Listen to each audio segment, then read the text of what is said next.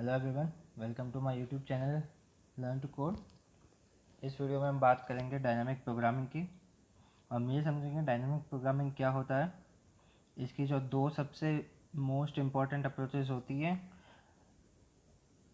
Top down approach और bottom up approach, हम इसके बारे में पढ़ेंगे।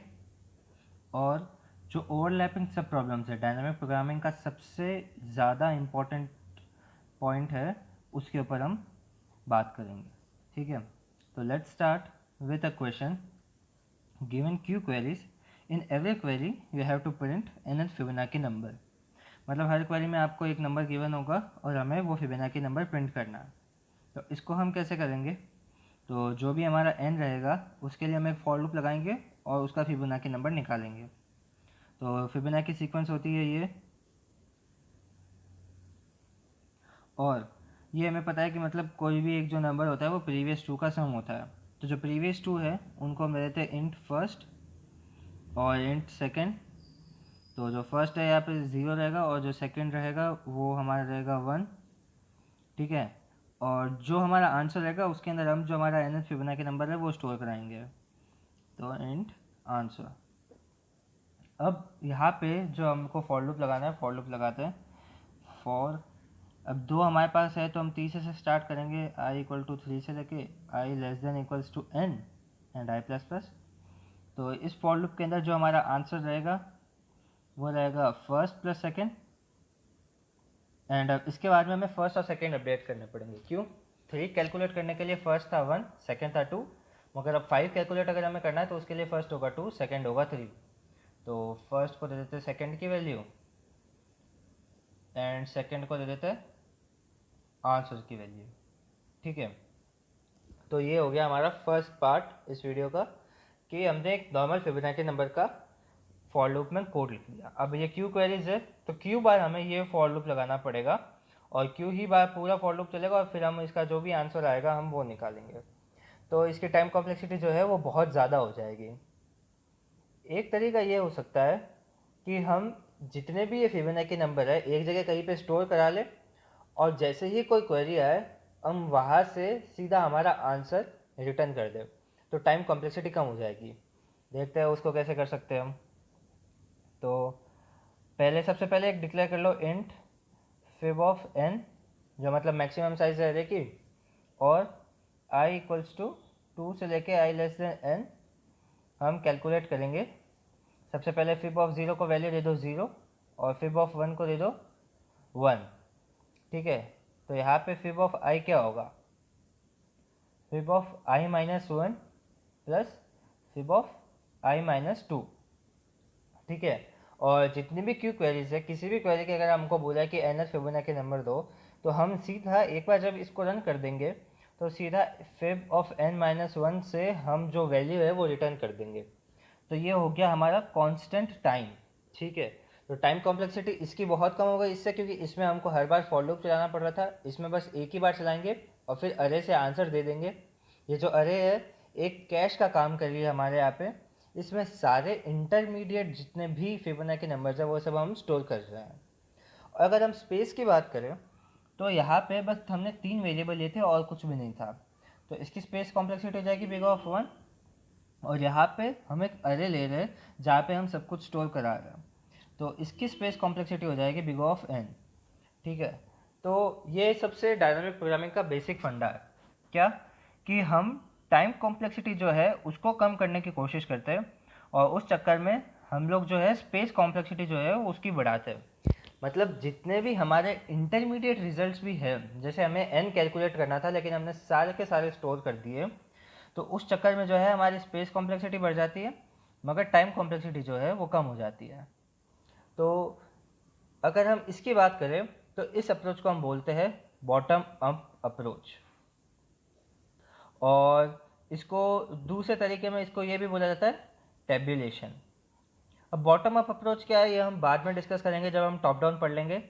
टेब्यूलेशन की अगर हम बात करें तो यहाँ पे हम एक टेबल बना रहे हैं और उस टेबल के अंदर सबसे पहले हमने वैल्यू दी 0 फिर 1 और फिर जो सब्सिक्वेंट वैल्यूज़ है हम वो कैलकुलेट करते जा रहे हैं।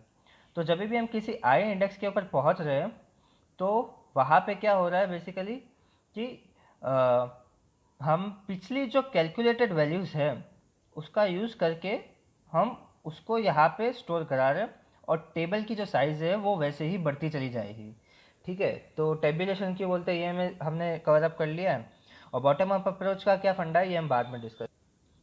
अब हम स्टार्ट करते हैं डीपी की दी मोस्ट इम्पॉर्टेंट प्रॉपर्टी, वो होती है ओवरलैपिंग सब प्रॉब्लम्स। हमें जो सब प्रॉब्लम्स ओवरलैपिंग सब प्रॉब्लम्स है हमें इसको आइडेंटिफाई करना होता है, और देखते हैं ये कैसे करेंगे। तो अगर हमें फिबोनाची का रिकर्सिव कोड लिखना है तो हम सिंपली क्या करेंगे, इंट ऑफ फंक्शन, यहाँ पे हमें जो भी n फिबोनाची नंबर निकालना है वो लिखेंगे।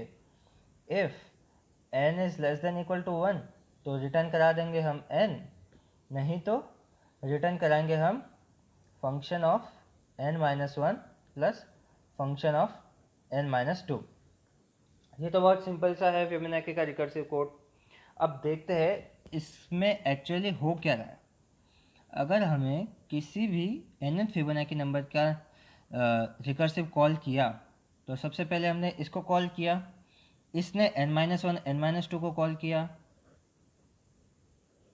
अब जो n-1 होगा ये किसको कॉल करेगा, जब यहाँ पे n-1 होगा तो यहाँ पे n-2 और n-3 आएगा।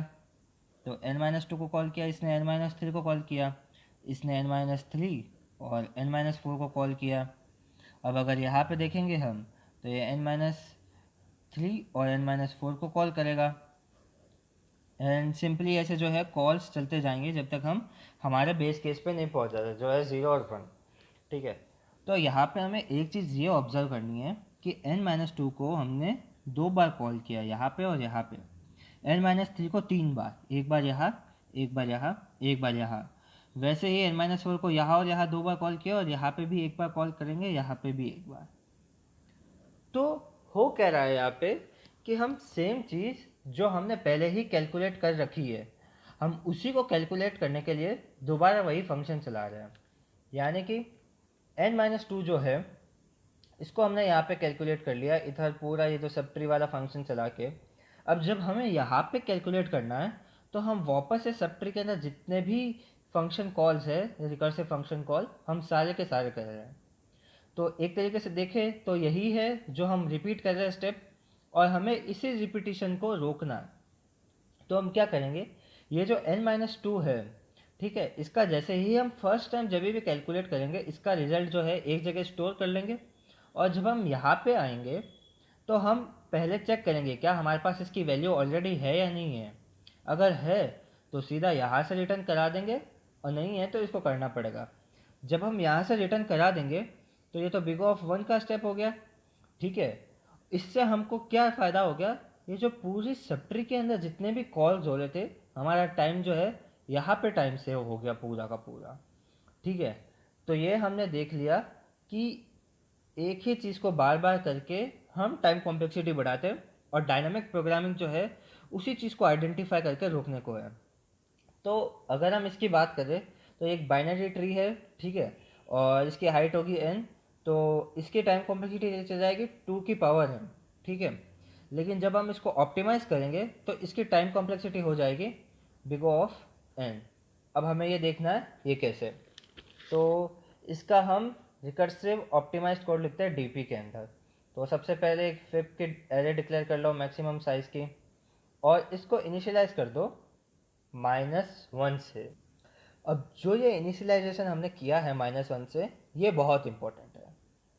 ऐसा क्यों, हमें डीपी में जब भी किसी एरे को इनिशियलाइज करना है जहाँ पे हम हमारा रिजल्ट स्टोर करा रहे हैं, तो हमें कुछ ऐसे वैल्यू चाहिए जो कभी ना आ सके। जैसे फिबोनाची होती क्या है, 0 1 1 2 3 5 and so on. All Fibonacci numbers are positive. ठीक है, तो अगर कभी नेगेटिव नहीं होगा तो हम उससे इनिशियलाइज कराएंगे। क्यों, अगर मान लो हमें कोई भी चाहिए कि मैंने कोई ith फिबोनाची नंबर कैलकुलेट कर लिया या नहीं किया, अगर उसकी वैल्यू -1 है इसका मतलब मैंने अभी तक उसे कैलकुलेट नहीं किया, और अगर -1 नहीं है कुछ भी और है इसका मतलब मैंने कैलकुलेट कर लिया और मैं सीधा उसी को रिटर्न करा दूंगा। ठीक है, अब देखते हैं कोड पे आते हैं इसका इम्प्लीमेंटेशन कैसे करेंगे। तो इसका इम्प्लीमेंटेशन होगा ये, if n less than equal to 1 तो हम सीधा रिटर्न करा देंगे n को, नहीं, तो हम ये चेक करेंगे क्या फिब ऑफ n -1 है।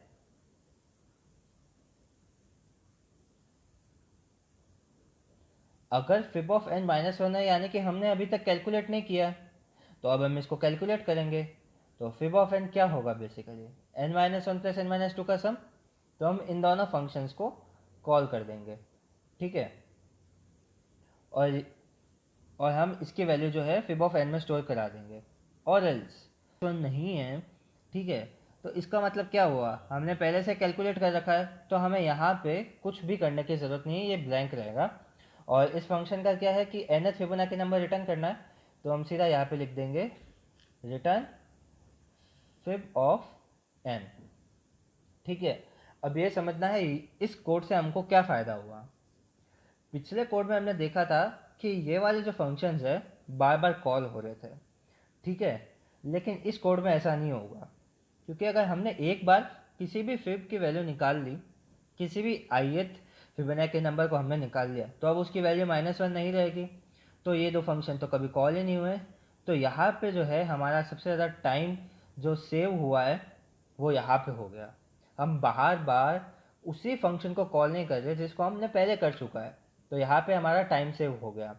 और इसकी टाइम कॉम्प्लेक्सिटी कैसे देखेंगे, अब किसी भी एक फिबोनाची नंबर के लिए हम एक ही बार कॉल करेंगे उसके जो सब प्रॉब्लम फंक्शंस है, सेकेंड टाइम कभी नहीं करेंगे। सेकेंड टाइम हमेशा जो है हमारा कांस्टेंट टर्म के अंदर हम रिटर्न कर रहे हैं, तो n अगर साइज है हर एक की, तो इसकी टाइम कॉम्प्लेक्सिटी हो जाएगी बिग ऑफ n, ठीक है। तो इस अप्रोच को बोलते हैं हम टॉप डाउन अप्रोच, और दूसरे टर्म्स में इसको बोलते हैं मेमोइजेशन।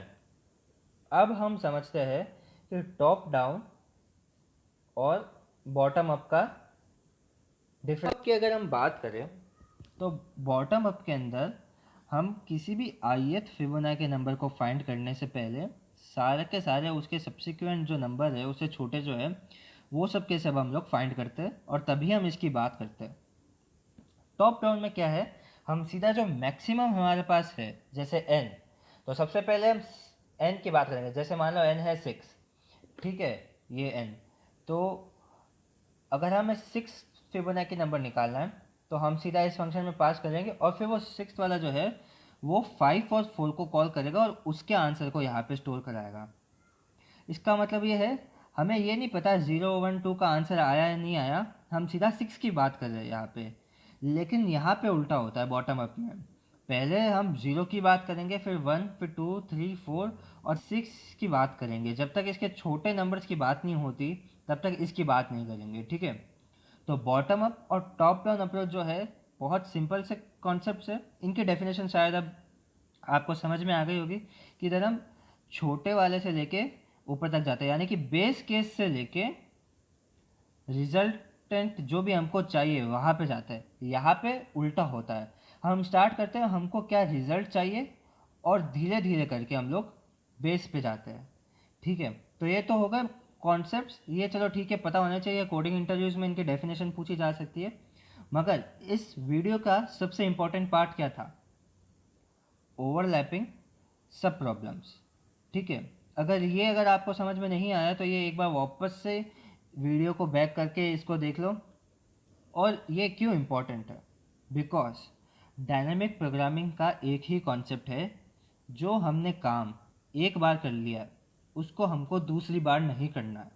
तो अगर हम यहाँ पे देखें, हमने ये n-2 वाला काम एक बार कर लिया था, तो अब हर बार हम वो वाला काम नहीं करेंगे, सीधा वहाँ से रिटर्न करा देंगे, तभी जो है हमारा टाइम बच गया, ठीक है। तो डायनेमिक प्रोग्रामिंग का बेसिक्स हमने इस वीडियो में कवर कर लिया, जो दो अप्रोचेस होती है उन दो अप्रोचेस के बारे में बात कर लिए, और जो दी मोस्ट इम्पॉर्टेंट प्रॉपर्टी है डीपी की वो हमने देख ली है। अब अगले वीडियो से हम स्टार्ट करेंगे कैसे हम डायनेमिक प्रोग्रामिंग का प्रॉब्लम ऑब्जर्व करेंगे, कैसे हम उनको सॉल्व करेंगे दोनों अप्रोचेस में, top down and bottom up में, और कुछ स्टैंडर्ड सवाल भी देख लेंगे ताकि जो डीपी के कॉन्सेप्ट्स है वो बहुत क्लियर हो जाए। So thank you for watching the video. If you have any doubts आप कमेंट सेक्शन में पूछ सकते हैं, I will try my best to help you out, and keep watching the series, क्योंकि आगे आने वाली जो वीडियोज़ है वो आपके कॉन्सेप्ट्स और भी ज़्यादा स्ट्रॉन्ग बना देगा।